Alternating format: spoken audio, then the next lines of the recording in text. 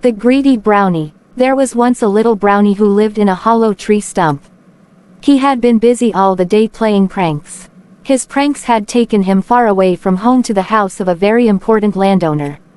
Into the landowner's cup of wine he had dropped some sour berries which he had picked on his way.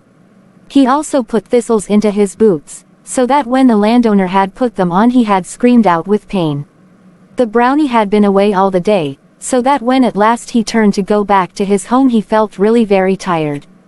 On his way back to the wood he passed by a cozy-looking farmhouse. The door of the dairy was open. The brownie thought this would be a very nice cool place in which to rest for a few moments. So he slipped into the dairy, and curled himself up underneath the bench to have a nice little doze.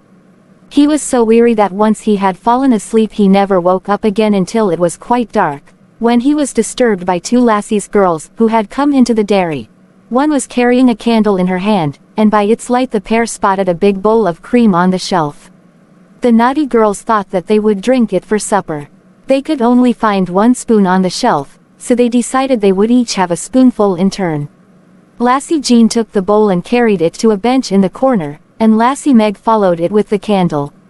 No sooner had the two girls settled themselves than the brownie, who was now wide awake, and who was himself feeling that some supper might not be out of place, crept up behind them and blew out the candle. The lassies at first were very much concerned at being in the dark. Nevertheless they determined they would drink the cream, all the same. Lassie Jean filled the spoon with the rich delicacy. She was about to raise it to her lips when the naughty brownie poked his head over her shoulder, and lapped it out of the spoon before it had reached her mouth. Lassie Meg, believing that Lassie Jean had already swallowed some cream while she had had none, stretched out her hand to take away the spoon from her friend. Lassie Jean was not willing to give it up, since she said she had not yet tasted any cream.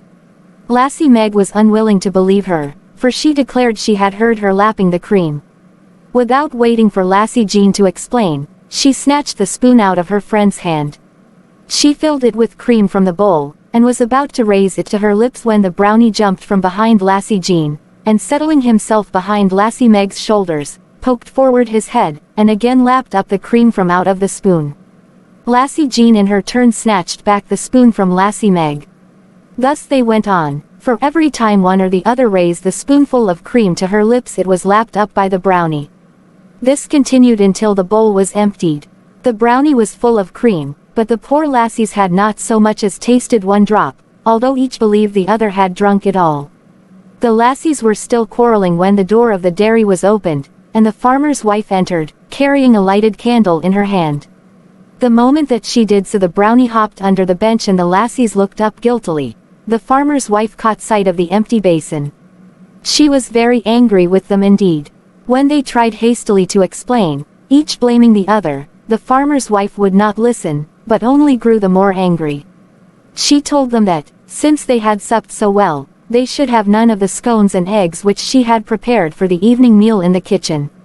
When the farmer's wife had entered she had left the door open, so while she was busily scolding the lassies the brownie slipped out from under the bench and made his escape.